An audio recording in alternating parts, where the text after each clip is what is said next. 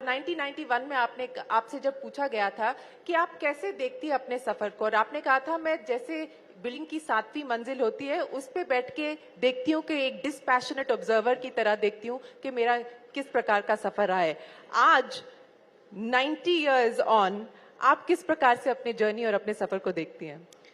असल में देखा जाए तो ये भी हो सकता है कि आदमी कुड़ जाए कि कितना मैंने दुख सहा है, कितना मैंने कुछ किया है, ये वो नहीं करके मुझे ऐसा लगता है कि वाह, इतना कुछ पार करके मैं आई हूं, आज इतना पार करके आई हूं कि किसी औरत के लिए नारी शक्ति है, शिव है।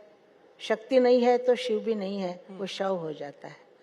तो शक्ति जो है वो हर औरत में है, हर औरत उसको पहचानती नहीं है।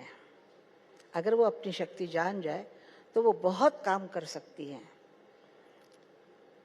मैं आपको बताती हूँ कि मैं पढ़ी लिखी नहीं हूँ।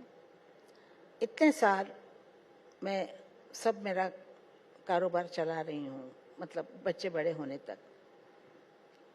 कितना मुश्किल है कि एक औरत, अकेली औरत, 3 बच्चों को बड़ा करना, उनको स्कूल भेजना, उनके लिए खाना पकाना, उनके कपड़े देखना, उनको क्या संस्कार देने हैं, क्या नहीं करना है, ये सब देखते हुए फिर दिन रात काम करना है। रिकॉर्डिंग में जाना है 10 बजे, रात के 2 बजे आना है। ऐसे मैंने लाइफ झेली है। फिर उसमें भी लोगों के, आपको जानती हैं, ताने वाने सुनना, उसको भी हंस के मजा लेके ताने सुनना करना, और जैसे इग्नोर करना दुनिया को, ऐसे इग्नोर किया मैंने और मैंने अपना काम करती गई। आपने जो कहा है कि दुनिया वाले तो बोलते रहेंगे, दुनिया का काम है बोलना, लेकिन आपने इग्नोर किया और आपको जो करना था वो आपने किया। आपने शक्ति की बात की और कहा कि सब नारियों में ये शक्ति होती है, पहचानने की थोड़ी बहुत देरी लग जाती है। आपको कब पता चला? क्योंकि आपने कहा you were a single mother, आपने फाइनेंशियली अपना जो थे अपनी इंडिपेंडेंट थी काफी बिगनिंग से, तो आपने ये जो शक्ति थी आपको कब ये महसूस हुआ कि मैं कुछ भी कर सकती हूँ?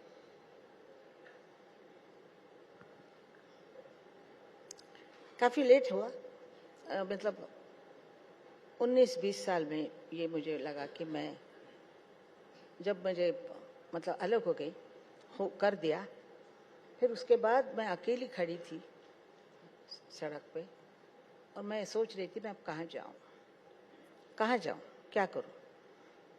तो एक अपना गला ही अपने साथ है, तो फिर आगे काम चलाती रही और बच्चों को लेके कैसे मैंने क्या ज़मीन, कैसे फ्लैट लिया, क्या किया, काफ़ी लंबा मामला है, तो ये मैं छोड़ देती हूँ। लेकिन मैंने बच्चों को बहुत अच्छी तरीके से बड़ा किया, क्योंकि मैं काम करती थी उनके लिए। मुझे अगर कोई पूछे कि तुम किस लिए काम करती हो, तो मैं बोलती थी मुझे पैसा चाहिए, क्योंकि मुझे बच्चों को बड़ा करना है। सिर्फ गाने से खाना नहीं मिलता है, तो मुझे पैसा चाहिए था, क्योंकि पैसा बिल्कुल नहीं था मेरे पास। तो पैसे के लिए मैंने काम किया, जो काम मिला वो करती गई। इस बेटे के बाप ने मुझसे कहा था कि दाने फेंकते जाओ, कभी ना कभी पेड़ आएगा ही आएगा, कोई ना कोई पेड़ आएगा, ये उन्होंने कहा था।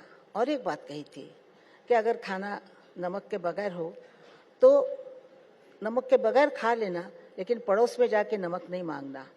तो ये 2 चीजें मैंने संभाली। उन 2 चीजों से मैंने किसी के सामने कभी भी हाथ नहीं फैलाया, काम के लिए भी नहीं हाथ फैलाया, और काम करती रही। बस मैं बोलती थी कि पैसा मिले चाहे नहीं मिले, मैं गाऊंगी जरूर, कोई ना कोई पेड़ जरूर आएगा। तो ऐसा ही हुआ, कोई ना कोई अचंभे से गाना चल पड़ा और फिर आशा भोसले सबको पता हो गई।